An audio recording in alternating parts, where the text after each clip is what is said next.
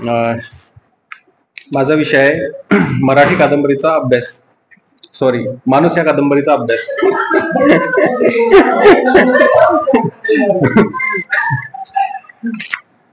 माणूस कादंबरी ही मनोहर तल्हार यांची कादंबरी आहे. 1963 मध्ये ही प्रसिद्ध झाली. आता मनोहर तल्हार म्हणजे मराठी साहित्यातील मनोहर पर्व. 2018 मध्ये त्यांचा मृत्यू झाला.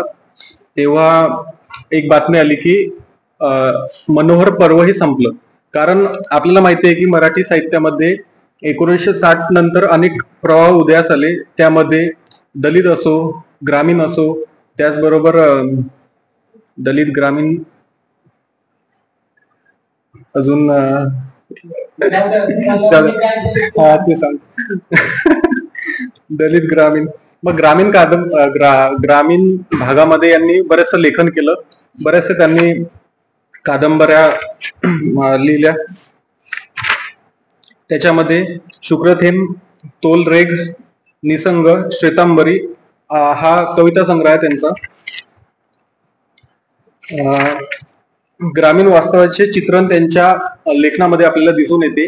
आता जी मानुसी कादंबरी आहे त्याच्या जे पहिलं प्रकरण आहे त्यामध्ये कादंबरी लिखाणाची त्या काळची परिस्थिती कशी होती.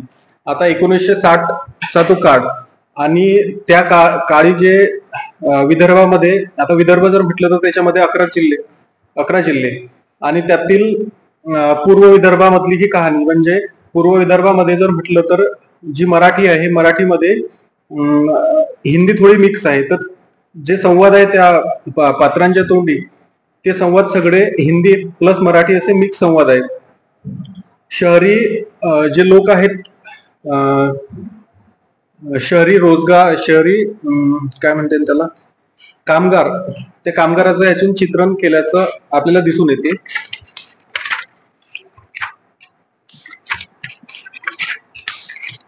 दुसऱ्या प्रकरणामध्ये भाषा शैलीत कोणकोणते बदल आढळतात.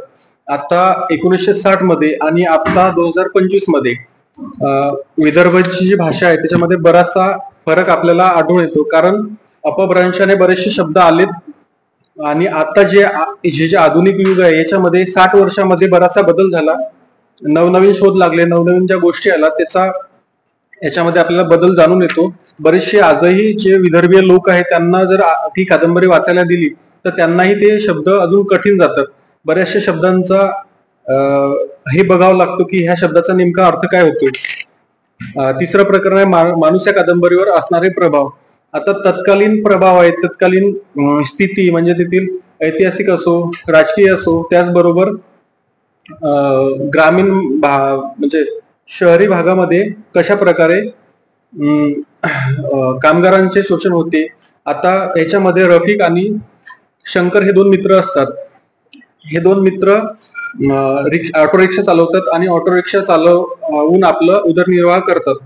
तर शंकरची कुटुंब चालवण्यासाठी असलेली धडपड, त्याचबरोबर त्या काळी असलेले मूल्यांचे, म्हणजे किती मूल्य होतं, काय होतं, ते सगळं त्याच्यामध्ये आपल्याला दिसते.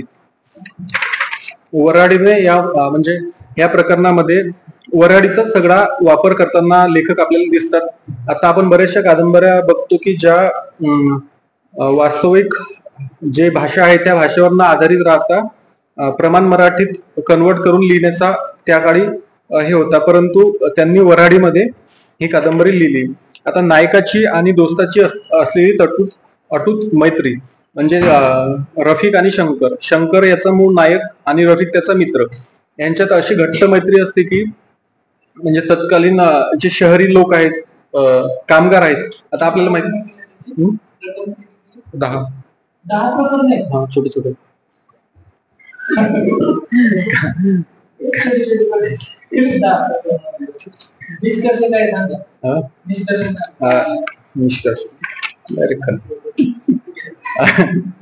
याचा निष्कर्ष आपल्याला असा घेता येईल की कादंबरीचा तत्कालीन असलेला भाषिक अभ्यास याच्यामधून आपल्याला करता येतो.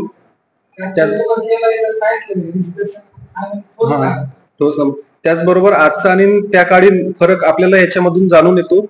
1960 नंतर ज्या प्रवाहामध्ये माणूस ही कादंबरी लिहिल्या गेली त्याचं आगळं वेगळं पण याच्यातून आपल्याला पाहायला मिळते.